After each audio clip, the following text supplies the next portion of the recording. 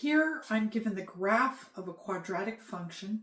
I know it's quadratic because it's a parabola. And I don't know the equation, but I can identify certain characteristics of the quadratic function. And first off, we know that because it's quadratic, it takes on the form f of x equals ax squared plus bx plus c. And a cannot equal 0, otherwise it would be a linear function.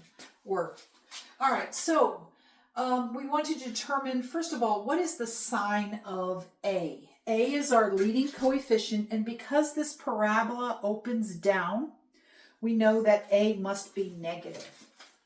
So A is less than 0 or negative. Now we are asked to identify the vertex. The vertex, because A opens down, the vertex is the point at which the function attains a maximum value, and that maximum value is your k, and the vertex here on this graph is at -2. This point here is -2, 5. So that is our vertex. The equation of the axis of symmetry is just x equal h, and in this case h is -2. So the equation is x equals -2 for the axis of symmetry, and that's just this dotted line that I drew here. Remember, all vertical lines are of the form x equal to some constant, and if you're looking for the axis of symmetry for a parabola, you just take x equal to h. So that's how I got that.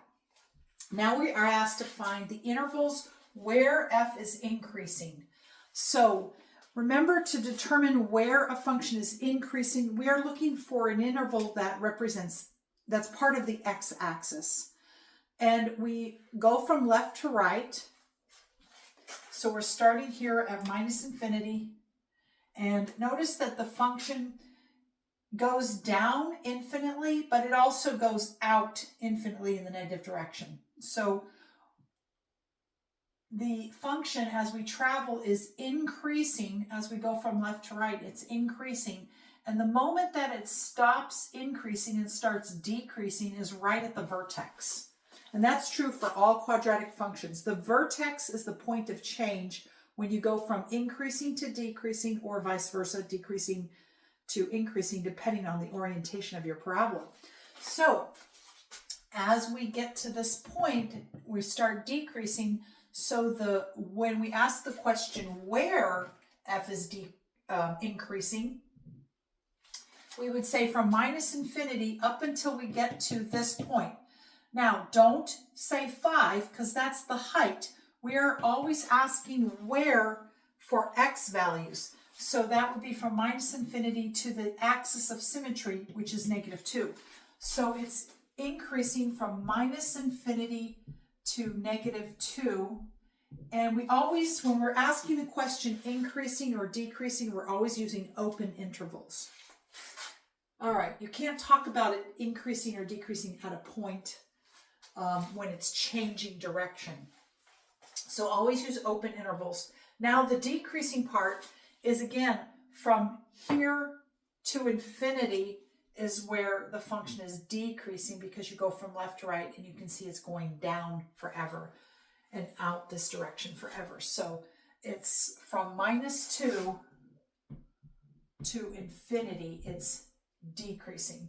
And now the domain is for all parabolas, unless it's somehow been restricted or you're told otherwise, the domain is always all real numbers. So from -infinity to infinity, the function exists everywhere. You can take any real number and plug it into your formula to get an output. So that's, any real number is part of the domain. But the range, you'll notice that the function in this particular example never goes higher than 5. So the range, which is your output, the vertical values, your y values, are all less than or equal to 5. So from -infinity, which is down here, up to 5 and including 5. Okay, because that point here is filled in. That's part of the graph at 5.